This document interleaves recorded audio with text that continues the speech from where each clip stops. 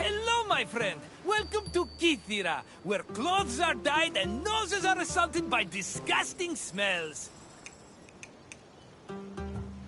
I think it smells terrible, and I can't wait to get out of here. The colors are pretty, though.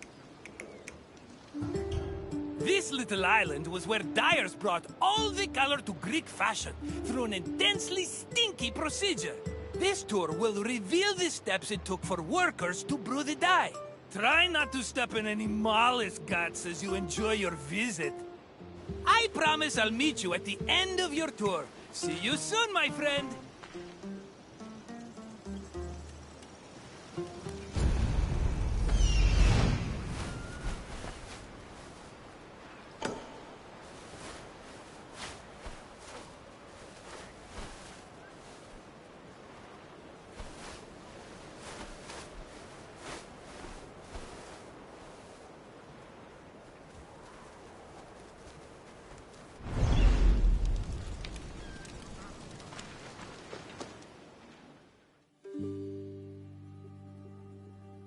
In Greece, fabric and clothing were colored using natural dyes from shellfish, insects, and plants. Skilled craftsmen across the Greek world extracted dyes from these sources and combined them with other substances to create a variety of colors. The dyeing process supposedly produced incredibly pungent smells, and ancient writers would often comment on the stink in their works.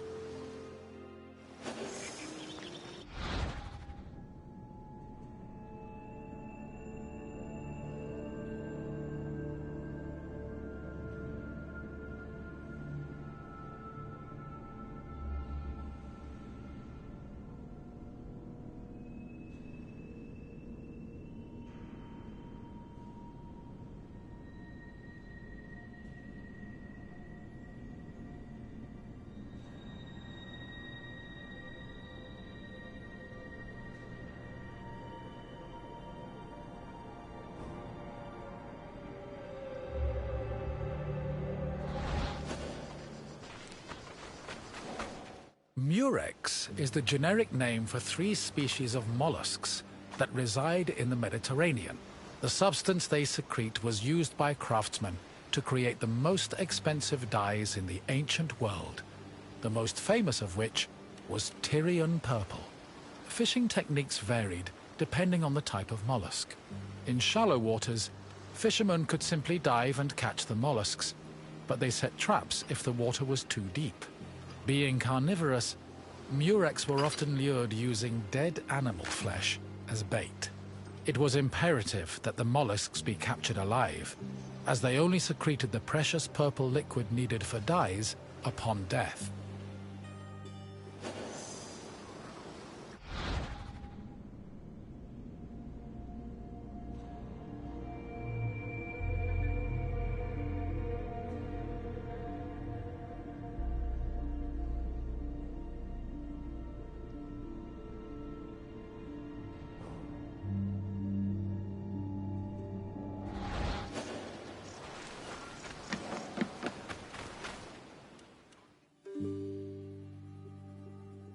The purple liquid that made up most dyes came from a gland in the murex.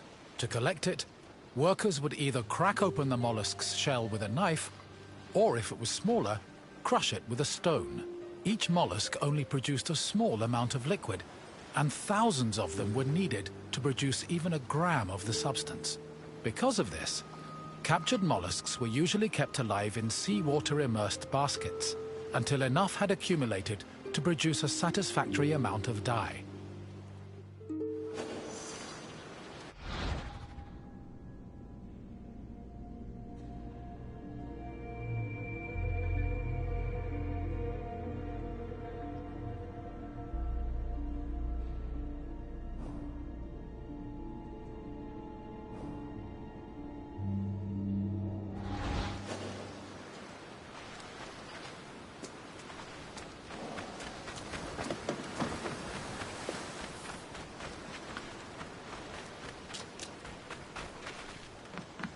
The mollusk glands were mixed with salt and left to decompose for 3 days.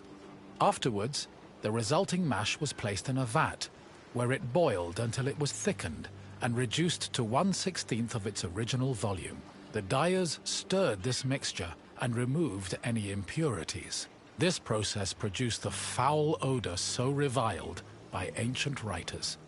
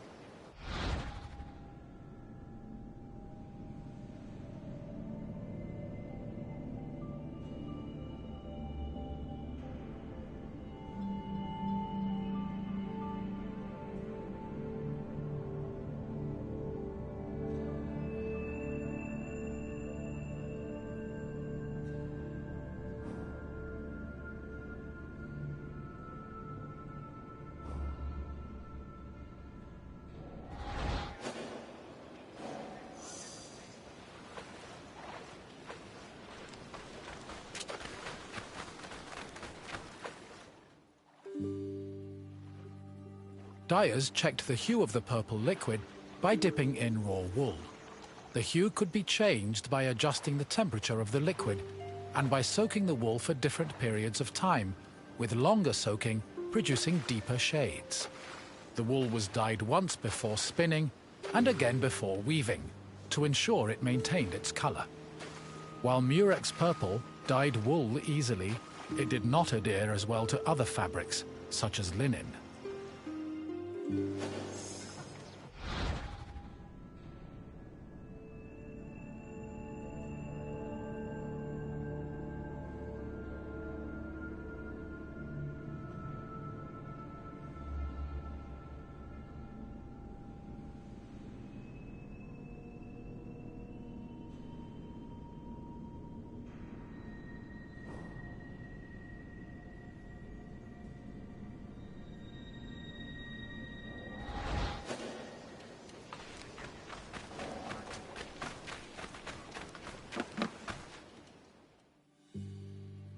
Most Greek garments were made from rectangular fabric that was rarely cut or sewn. They were normally folded around the body, with girdles, pins, and buttons. Dyeing served to give the garments a more unique style. Decorations were also widely used, and were either woven or painted on. They depicted things like animals, human figures, and mythological scenes.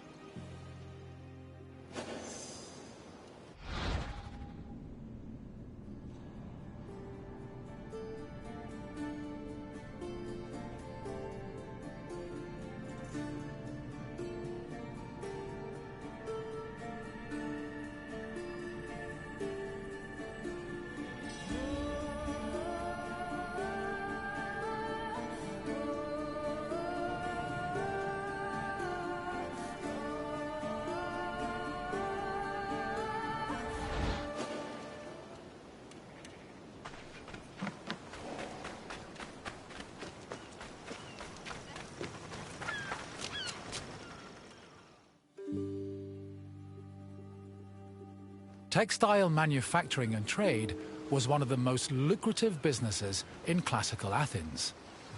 Textiles were made of either wool or linen, with wool being the most common. Women produced the garments worn in domestic life, although some men ran professional workshops that fulfilled the same need.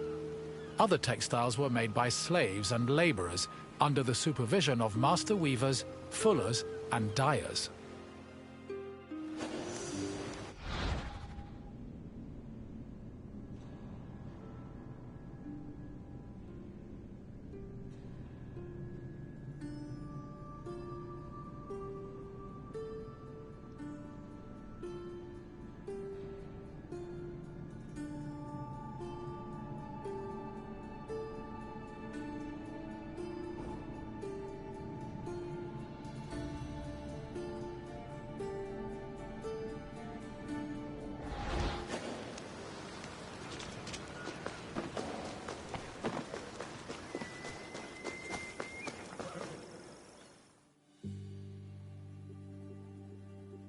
Clothes didn't just keep people warm.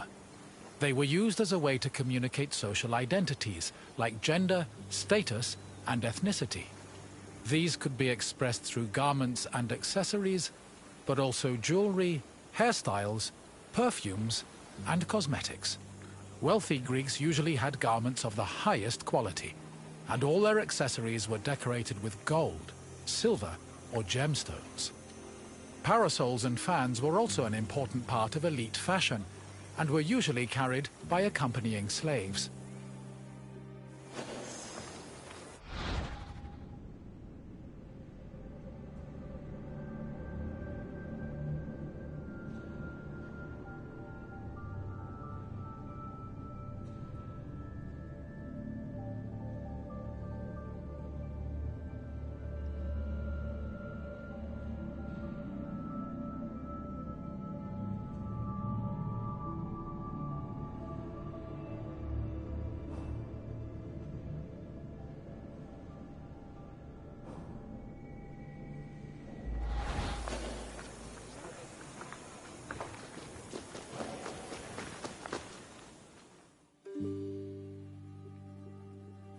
The most common Greek garments were the peplos, the chiton, and the hymation.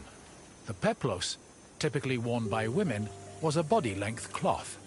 It was folded back on itself and worn draped over the body and pinned over the shoulders. The chiton was a long garment with sleeves. Ankle-length chitones were normally worn by women, while men wore shorter versions of the garment. A hymation was a mantle that was worn over both the chiton and the peplos. Outside of daily life, there were also specialized clothes worn only in exceptional situations like weddings and religious ceremonies.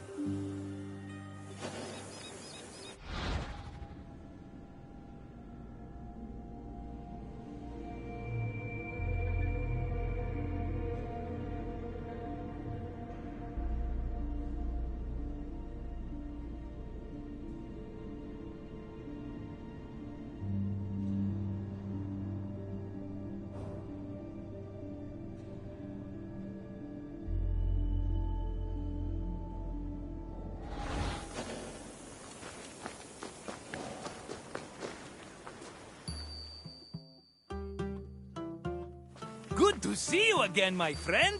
I bet your clothes feel heavier now that you know how many mollusks were killed to dye them. But let's change the subject, yes? What else can I do for you? Then let's get right into it, starting with this question. Which purple dye was the most famous? Yes, the purple created from murex secretions was one of the most expensive and well-known dyes in the world. Here's another question. How did workers check the dye's hue?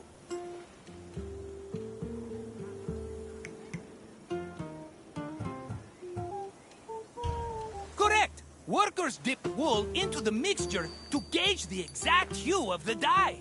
Almost done, my friend. Just one final question. Which body-length garment was typically worn by women?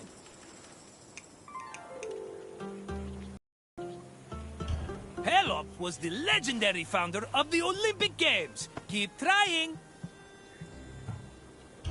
Correct. A peplos was a body-length cloth that a woman draped over her body and pinned around her shoulders.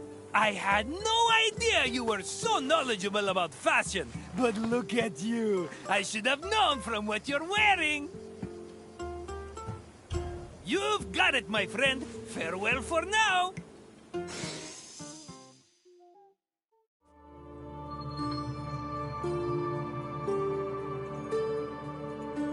Amazing. You have now completed all available guided tours. Congratulations on your achievement and dedication to knowledge. We hope you have enjoyed your explorations into the rich history of ancient Greece. Even though you've done all the tours, there's still plenty left to see. There are hundreds of world stations to explore, mountains to climb, seas to swim, and sunsets to watch.